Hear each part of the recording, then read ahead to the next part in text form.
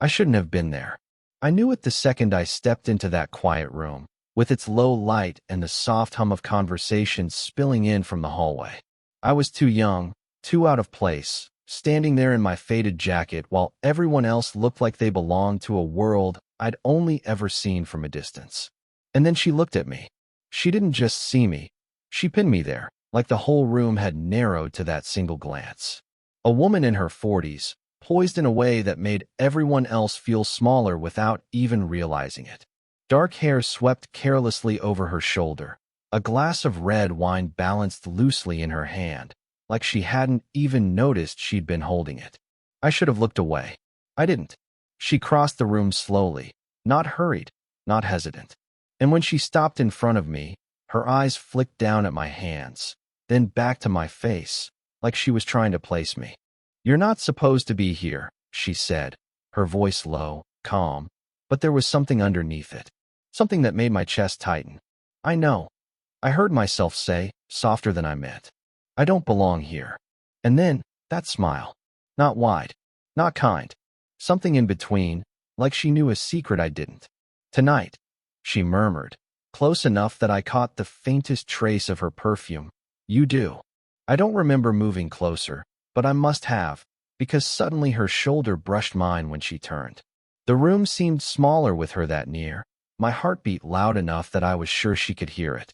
She didn't fill the silence with words. She didn't need to. She led me to the far corner, somewhere quieter, where the light was softer, where no one would notice us. Her hand grazed mine as she reached for the table, the briefest touch, but it lit something sharp and electric in me. "You're nervous," she said. Not a question. Should I not be? I tried to joke, but it came out uneven, like the words didn't quite belong to me. Her head tilted, and for a moment she just looked at me, not in that casual way people look at strangers, but like she was peeling something back, seeing something I wasn't ready to show. "No," she said finally. "Not with me." I couldn't explain what it was, the way the air between us shifted, the way my throat tightened with every second of her silence. She didn't flirt, not the way girls my age did. She didn't play at anything. She just was, steady, unshaken, and it made me want to stand straighter, to be sharper, better. When she spoke again, it was quieter. "What's your name?" I told her, and she repeated it back slowly, like she wanted to remember how it felt. Then she smiled again, smaller this time, almost to herself, and took a sip of her wine. "You shouldn't be here," she said again, softer. "But I'm glad you are."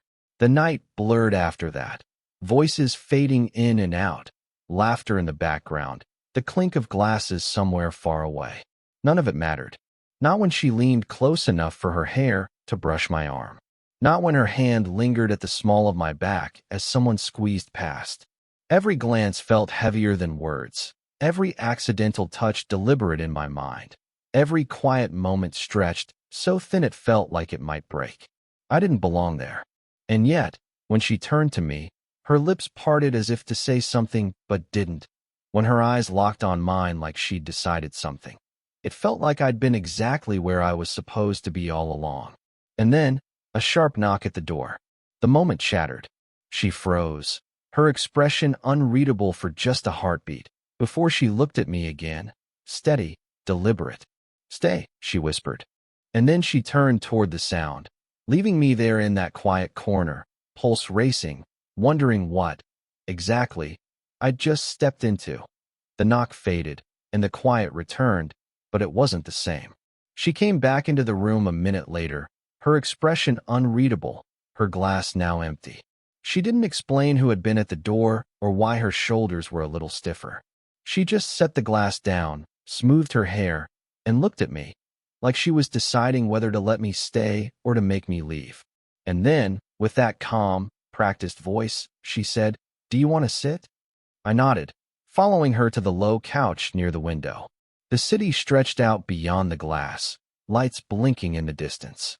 I sat at the far edge, trying to look casual, though my hands betrayed me, restless, gripping my knee, tapping against the cushion.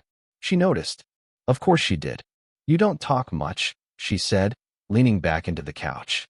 "I talk," I muttered a weak defense. "Not to me," she countered. There was no accusation in her tone, just something else. Something that felt like quiet disappointment. I wanted to say something clever, something smooth, but all I managed was, "I don't know what to say to you." That earned me the faintest smile. Honesty. That's rare. I didn't know why it felt so hard to meet her eyes, but I did it anyway. And for a moment, it felt like neither of us moved. Her gaze steady, mine searching for something I couldn't name. "I'm not really supposed to be here," I said finally. Her lips curved again, but her eyes softened. "Neither am I." The words hung between us. Later, when the room grew quieter and the hum of distant voices dimmed, she told me pieces of herself in fragments. Not enough to really know her, but enough to understand why the walls around her were so high. She'd been married once. Years ago.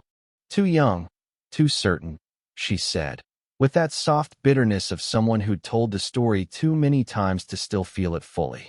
And then one day, you wake up and realize you've been sleeping beside a stranger for a decade. I didn't ask if she left him or if he left her. It didn't matter.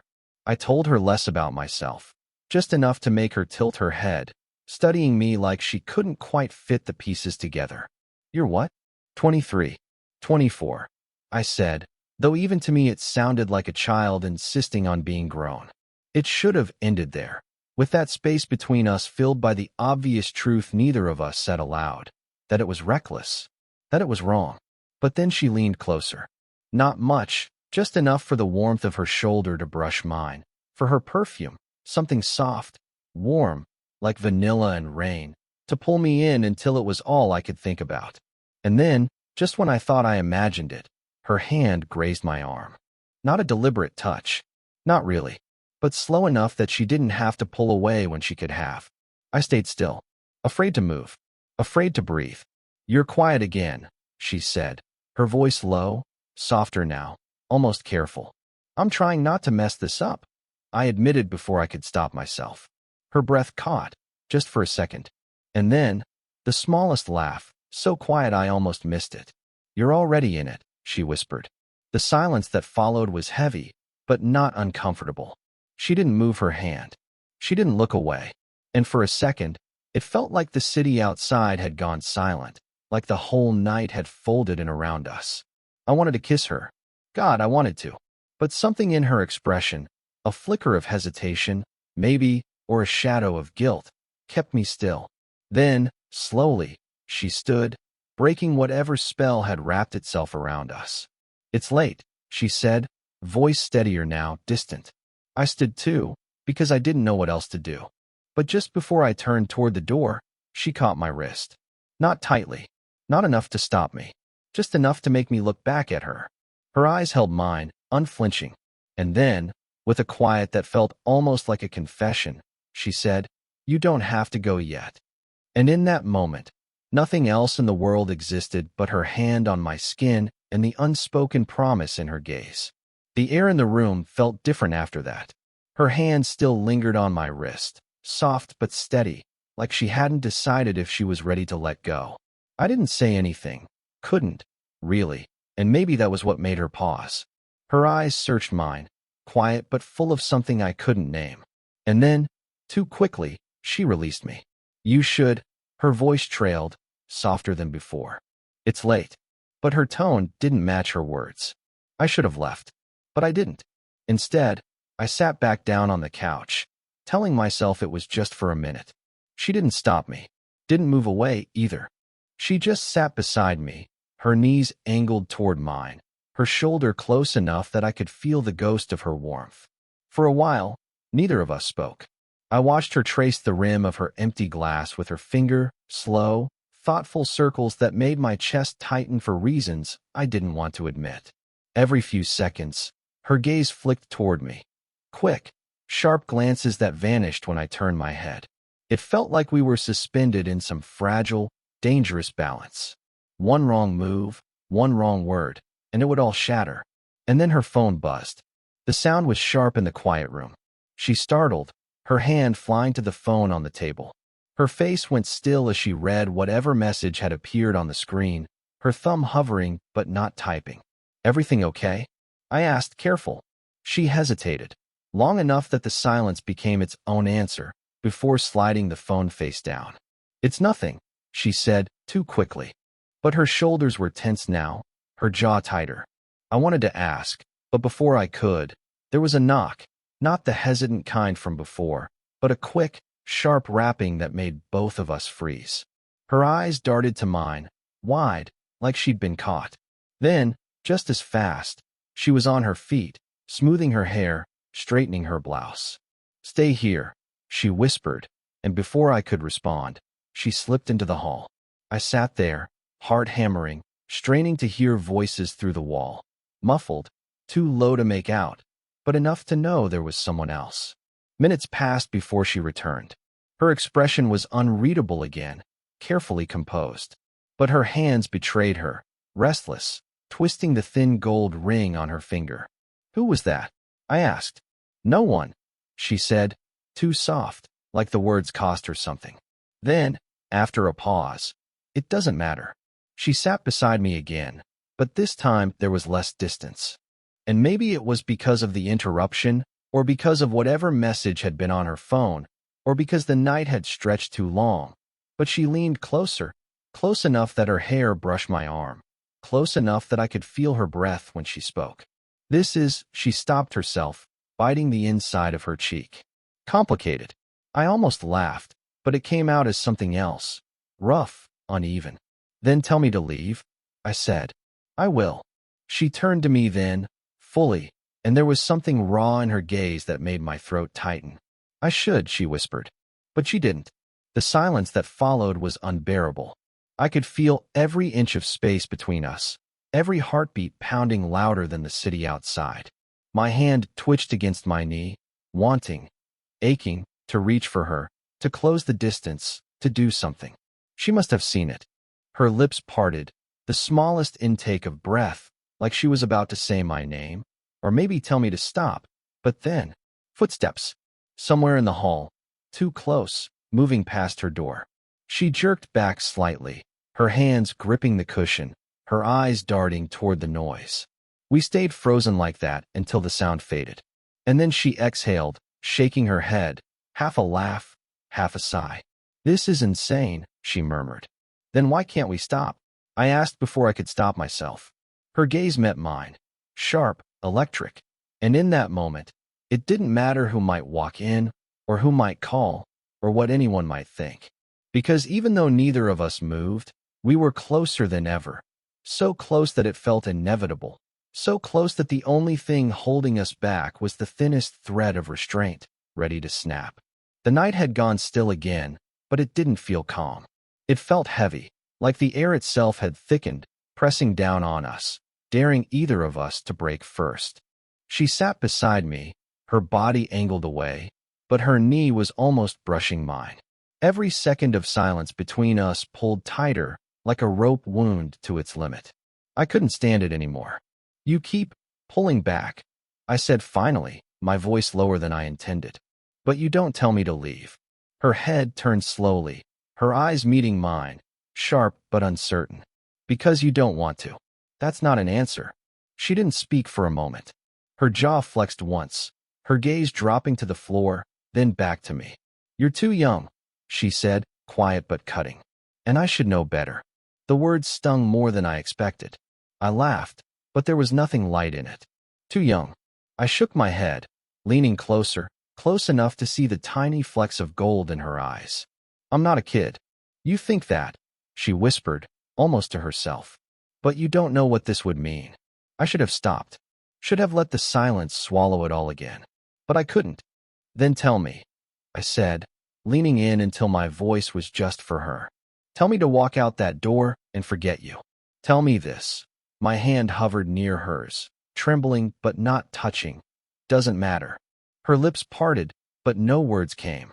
Instead, she blinked, slow, deliberate, and for the first time all night, I saw it. The way her breath caught when I moved closer, the way her hand tensed on her lap like she wanted to reach for me and hated herself for it. I lifted a hand, hesitant, unsure, and brushed a strand of hair from her face. My fingers barely grazed her cheek, but the moment they did, her eyes closed. "Don't," she whispered, but it didn't sound like a plea. It sounded like surrender. You don't want me to stop, I said. Her eyes opened at that, sharp and wounded all at once. You don't know what you're asking for. I didn't answer. Couldn't. Because now she was leaning toward me, just slightly, just enough that the world outside that quiet room ceased to exist. I could feel her breath, warm and uneven, brushing against my jaw. My pulse thundered in my ears, my hand still frozen near her cheek like I was afraid she'd vanish if I moved. The space between us was nothing, less than nothing.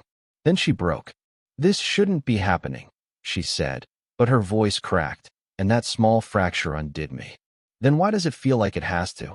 She closed her eyes at that, her shoulders sinking like the fight had gone out of her. And then, so softly I almost didn't catch it, she said, because I can't stop thinking about you. The confession hung there, sharp and quiet, stealing the air from the room. My breath caught, and before I could think, my hand slid to the back of her neck, tentative but certain, drawing her closer until our foreheads almost touched. You shouldn't, I murmured, though I didn't mean it. I know, she whispered back. Her voice trembled, just slightly, and that tremor made something in me break. I tilted my head, the barest shift, my lips just a breath from hers. Every sense sharpened, the faint vanilla of her perfume, the delicate tremor in her exhale, the way her pulse fluttered under the curve of her collarbone. The moment stretched, unbearably long, teetering on the edge of something we couldn't undo. And then, the sharp trill of her phone cut through the silence, vibrating against the glass table. She froze, breath caught in her throat, her body tense against mine. Neither of us moved. The phone rang again, and slowly, painfully, she pulled back, just enough to look at me. Her eyes were wide, conflicted, and so full of everything she wasn't saying that it hurt to look at her. Then, quiet but steady, she whispered, "Don't go. Not yet." The phone finally went silent, but the moment was already ruined. She sat there, perfectly still, staring at the screen like it held something she didn't want to see. The glow of the display painted her face in soft blue, but her eyes, sharp, distant now, were unreadable. "Everything okay?" I asked, my voice low, careful.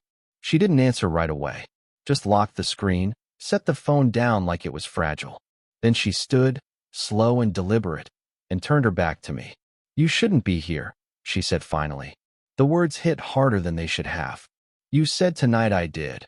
I reminded her, and it came out more like a plea than I wanted. She flinched, barely, but I saw it. When she finally faced me again, her expression was different. Guarded, like something in her had shut tight. "They know," she said. Quiet. Cold. I blinked, thrown. "Who knows?" She didn't answer. Instead, she crossed the room, poured herself another glass of wine with a hand that wasn't quite steady, and took a slow, deliberate sip. I stood, every nerve on edge. What does that mean?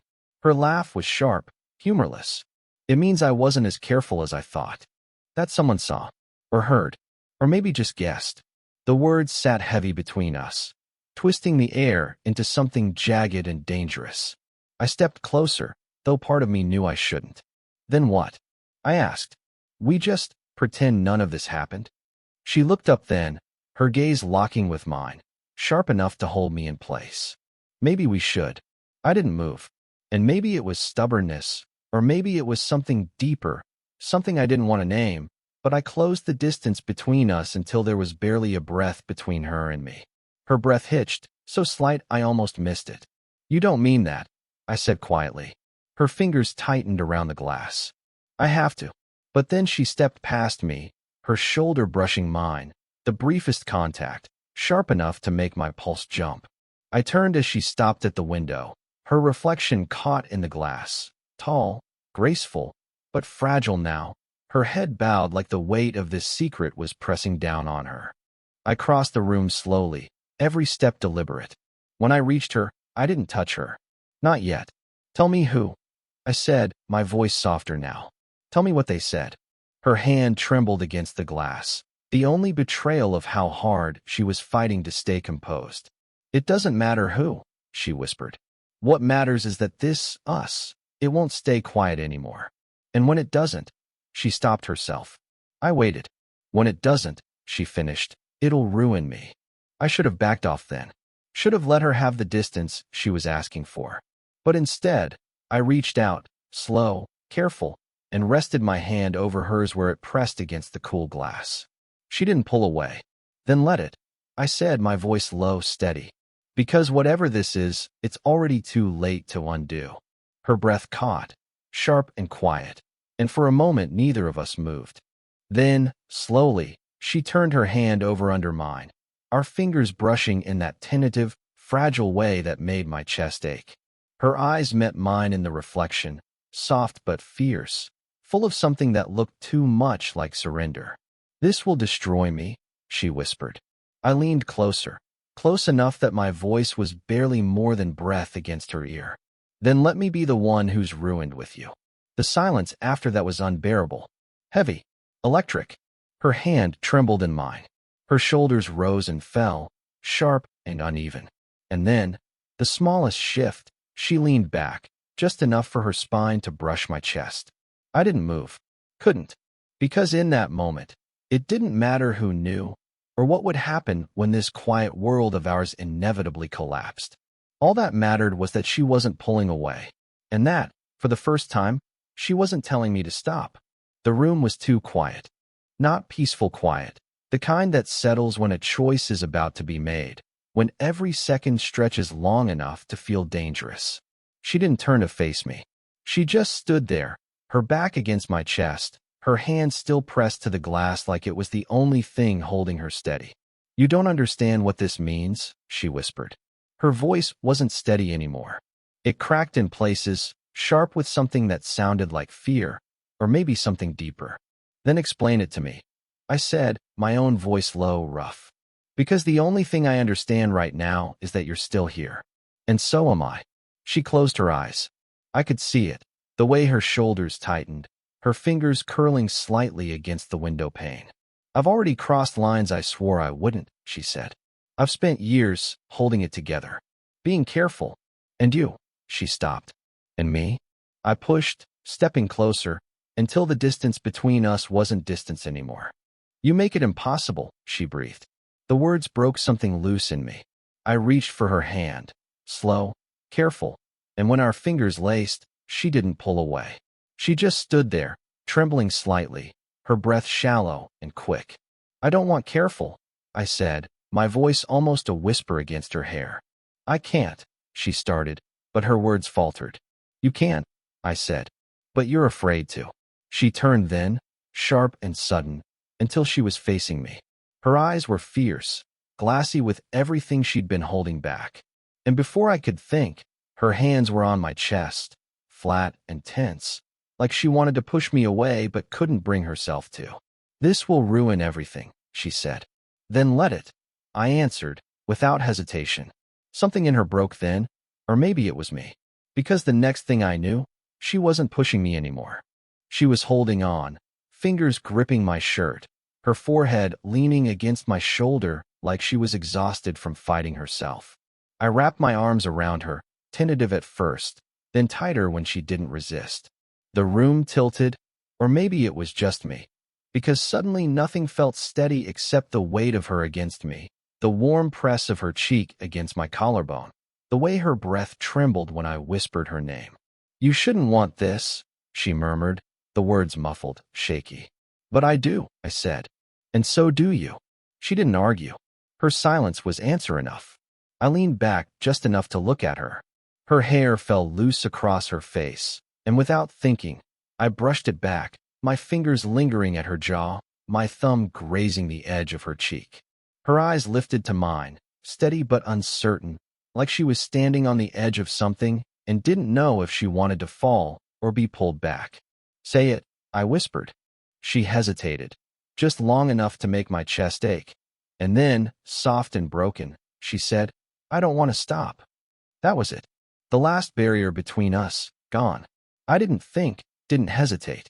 I just leaned in, closing the impossible space between us until there was no space at all. Her breath hitched, sharp and uneven, and then her forehead rested against mine.